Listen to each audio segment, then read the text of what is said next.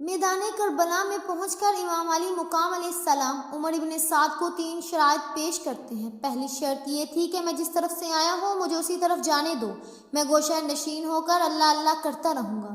اگر یہ منظور نہ ہو تو مجھے کسی سرحد کی طرف جانے دو، میں کفار سے جہاد کرتا ہوا شہید ہو جاؤں گا۔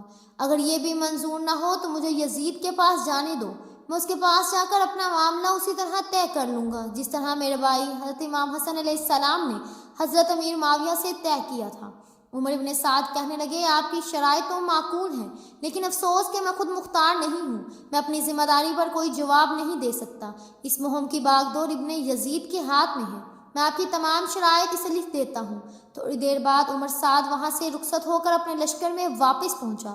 اس نے امام حسین علیہ السلام کی شرائط لکھ کر ایک قاصد کے ہاتھ ابن زیاد کے پاس بھیجی۔ عمر سعد کو یہ یقین تھا کہ ابن زیاد امام حسین علیہ السلام کی شرائط میں سے کوئی نہ کوئی شرط ضرور مان لے گا، خصوصاً آخری شرط پر اسے قطعی یقین تھا کہ وہ مان لی جائے گی۔ اس کی کوشش بھی یہی تھی کہ کچھ تو خون نہ ہو اور مصلحت ہو جائے، اس لیے وہ امام حسین علیہ السلام کے پاس آنے لگا تھا۔ اس کے لشکری بھی قافلے میں آتے جاتے اور خود امام حسین علیہ السلام کے قافلے والے بھی عمر ابن سعد کے لشکر میں چلے جاتے اور لشکروں کے ساتھ مل کر نماز پڑھتے۔ چنانچہ اسی طرح کئی روز گزر گئے، یہاں تک کہ 8 محرم الحرام کو ہجر 22,000 کا لشکر جرال لے کر وہاں پہنچا۔ یہ لشکر چونکہ تعداد میں زیادہ تھا اس لیے قافلے کے قریب پہنچ کر مقام ہو گیا۔ اس لشکر کو اتنے قریب دیکھ کر امام حسین علیہ السلام نے اپنے قافلے کے گرد خندقیں کھدوائیں۔ یہ احتیاط اس لیے کی گئی تھی تاکہ رات کے وقت لشکری قافلے والوں پر حملہ نہ کر سکے۔ اس سے اگلے روز یعنی 9 محرم الحرام کو عصر کے وقت شمر بھی وہاں پہنچ گیا۔ وہ سیدھا عمر بن سعد کے پاس پہنچا، اسے ابن زیاد کا خط دیا۔ عمر ابن سعد خط پڑھ کر کہنے لگے، افسوس یہ تو بہت ہی برا ہوا۔ شمیر نے پوچھا، اب تمہارا کیا ارادہ ہے؟ عمر سعد نے جواب دیا، میں حکم کی تعمیل کروں گا۔ شمیر نے کہا، اسی وقت تعمیل کرو، اور اگر انکار ہے تو لشکر کی کمان میرے حوالے کرو۔ عمر ابن سعد شمر کا منہ تکنے لگے۔ شمر نے تہمکانہ انداز میں کہا، کیا کہتے ہو؟ بتاؤ تمہارا ارادہ کیا ہے؟ عمر سعد نے کہا، میں اسی مہینے میں جنگ شروع کر دوں گا۔ شمر لائن نے کہا، اس مہینے میں نہیں بلکہ اس وقت شروع کر دو۔ عمر سعد نے جواب دیا، مجھے اس میں بھی کوئی عذر نہیں، میں اسی وقت حملہ کرتا ہوں۔ یہ کہتے ہی عمر ابن سعد نے لشکر کے تمام افسروں کے پاس حکم بھیج دیا کہ سب میدان میں نکل آئیں۔ اسی وقت جنگ ہو گئی۔ اس سے پہلے لوگوں کو اطمینان تھا کہ صلح ہو جائے گی، اس لیے وہ بے فکر تھے، لیکن اس حکم نہگانی کو سن کر سب کو بڑا تعجب ہوا، مگر وہ ملازم تھے، حکم کی تعمیل فرض سمجھتے تھے، اس لیے تیار ہو کر نکل آئے۔ خود عمر ابن سعد بھی تیار ہو کر شمر بن کے حجاج اور وغیرہ کو ساتھ لے کر میدان میں آ گیا۔ حضرت امام حسین علیہ السلام اور ان کے ساتھی بھی سمجھ رہے تھے کہ جو شرائط انہوں نے پیش کی ہیں وہ ناقابل قبول نہیں ہیں، ابن زیاد ضرور ان میں سے کوئی نہ کوئی شرط مان لے گا، اس لیے وہ مطمئن تھے۔ لیکن جب انہوں نے کوفیوں کو مسلح ہو کر میدان کا زار میں سب بستہ ہوئے دیکھا تو انہیں کمال حیرت ہوئی۔ حضرت امام حسین علیہ السلام نے حضرت غازی عباس علمدار رضی اللہ تعالیٰ عنہ کو 20 آدمیوں کے ہمراہ کوفیوں کی طرف بھیجا تاکہ وہ معلوم کرے کہ ان کا ارادہ کیا ہے، وہ کیوں صلح نہیں کر سکتے۔ چنانچہ حضرت غازی عباس علمدار نے عمر سعد کے پاس پہنچ کر پوچھا، آپ کس ارادے سے میدان جنگ میں نکلے ہیں؟ عمر سعد نے جواب دیا، لڑائی کے ارادے سے۔ حضرت غازی عباس علمدار رضی اللہ تعالیٰ عنہ کہنے لگے کہ ابن زیاد نے امام حسین علیہ السلام کی تینوں شرائط نامنظور کر دی؟ عمر سعد کہنے لگا، جی ہاں، دیکھ لو، یہ اس کا خط آیا ہے۔ حضرت غازی عباس نے خط دیکھ کر پڑھا۔ آپ نے فرمایا، ابھی ٹھہرو، میں اس کا تذکرہ امام علی مقام سے کروں۔ شمیر نے کہا، ہاں، ان سے کہہ دو کہ وہ بیعت کر لیں تو اچھا ہے، ورنہ یہ لشکر ان پر اور ان کے ساتھیوں پر ٹوٹ پڑے گا۔ حضرت غازی عباس حضرت امام حسین علیہ السلام کی خدمت میں آئے اور ابن زیاد کے خط کا واقعہ سنایا۔ کوفی لڑنے کے ارادے سے آئے ہیں۔ شمیر نے کہا کہ بیعت کر لو تو اچھا ہے، ورنہ یہ لشکر سب کو پامال کر ڈالے گا۔ امام علی مقام علیہ السلام نے فرمایا، جو خدا کو منظور ہے وہی ہوگا۔ تم ابن سعد کے پاس جا کر کہو کہ یہ وقت لڑائی کا نہیں ہے، اب رات ہونے کو ہے، آج کی رات شب عاشوراء ہے، اس وقت لڑائی ٹھیک نہیں ہے، ہمیں آج کی رات کی مہلت دے دو۔ حضرت غازی عباس علمدار رضی اللہ تعالیٰ عنہ اپنے ساتھیوں کو لے کر عمر ابن سعد کے پاس پہنچے اور امام حسین علیہ السلام کا پیغام اسے سنا دیا۔ عمر سعد شمیر سے کچھ ایسا دب گیا تھا کہ اس نے اس کی طرف دیکھا۔ شمیر نے بگڑ کر کہا، میری طرف کیا دیکھ رہے ہو؟ میں کچھ نہیں جانتا، تم جو مناسب سمجھتے ہو وہ کرو۔ عمر ابن سعد نے حضرت غازی عباس سے کہا، افسوس میرے اختیار میں نہیں ہے۔ عمر بن حجاج نے کہا، تم کیسے مسلمان ہو کہ رسول اللہ صلی اللہ علیہ وسلم کے نواسے کو ایک رات کی بھی مہلت نہیں دے سکتے؟ کیس ابن ने कहा, हकीकत में तो ये बहुत ही नामुनासिब बात है, मोहलत ज़रूर मिल जाए। अब शमीर कहने लगा, सबका यही ख्याल है तो मोहलत दे दो।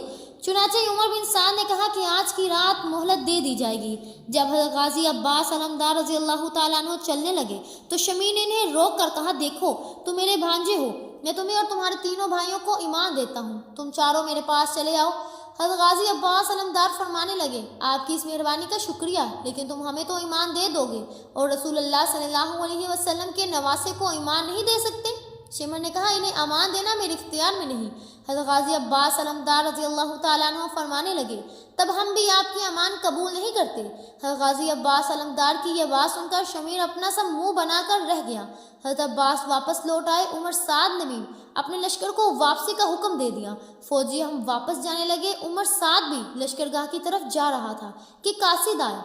इसने अपने ज़ियाद का हुक्मनामा दिया। उमर बिन साद ने खत खोल कर पढ़ा तो इसमें लिखा था, अगर इमाम हुसैन ने अतात कबूल नहीं की तो दरियाए फ़रात और इसकी नहरों पर कब्जा करके पानी बंद कर दो और ऐसा इंतज़ाम करो कि अहले बैत को वहाँ पानी का एक कतरा भी न मिले। उमर साद ने शमीर से पूछा, किसको इस काम पर मामूर किया जाए? शमीर ने कहा कि उमर बिन हिजाज को वैसा शख्स है कि अहले बैत को पानी का एक कतरा भी नहीं पीने देगा। उमर साद ने उमर बिन हिजाज की तरफ देखकर पूछा, क्या तुम ये खिदमत अंजाम दोगे? आमिर बिन हज्जाज ने कहा कि अगर इनाम की उम्मीद हो तो हर खिदमत अंजाम देने को तैयार हूँ। उमर साद ने कहा, सुलह ज़रूर मिलेगा, तुम 500 सवार लेकर पानी पर कब्जा कर लो। चुनाचे इसी वक्त उमर बिन हिजाज 500 सवार लेकर दरियाए फुरात पर पहुंचा। उसने दरिया के किनारे पर नहरों पर अपने सिपाहियों को मुतय्यन कर दिया, क्योंकि इससे पहले पानी पर कब्जा नहीं हुआ था। इसलिए अहले बैत जिनमें 2 मरतबा, एक सुबह और एक मगरिब की नमाज पढ़कर पानी लिया करते थे, आज जबकि वो रात को पानी लेने गए तो पहरा था। सुबह का तमाम पानी खत्म हो चुका था। जो थोड़ा बहुत बाकी बचा था वो इसलिए गिरा दिया गया था कि अब ताज़ा पानी भर लिया जाएगा। लेकिन जब पानी न मिला तो बड़ी तकलीफ और परेशानी का सामना हुआ। इसकी इत्तला इमाम हुसैन अलैहिस्सलाम को की गई तो आपने जवाब में फरमाया, इस वक्त सब्र करो, सुबह देखी जाएगी, अब नमाज तमय्यम करके पढ़ लो। लोग सब्र शुक्र करके खामोश हो गए। बाज़ तारीखी किताबों में लिखा है कि पानी की बंदिश 7 मुहर्रमुल हराम से हो गई, जब बात तारीखी किताबों के मुताबिक 9 मुहर्रमुल हराम की शाम से पानी बंद था। वहाँ पानी के बगैर एक साथ गुजारना भी मुश्किल था। इसके अलावा नन्हे बच्चे भी साथ थे। मासूम बच्चे पानी न मिलने से उठकर जाग गए।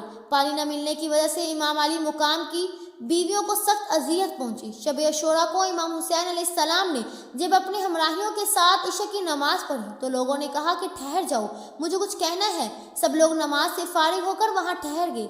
इमाम अली मुकाम ने खुतबा देते हुए इरशाद फरमाया, दुश्मनों की फौजें कसरत से चली आ रही हैं और करबला का मैदान उनकी कसरत से लबरेज हो गया है।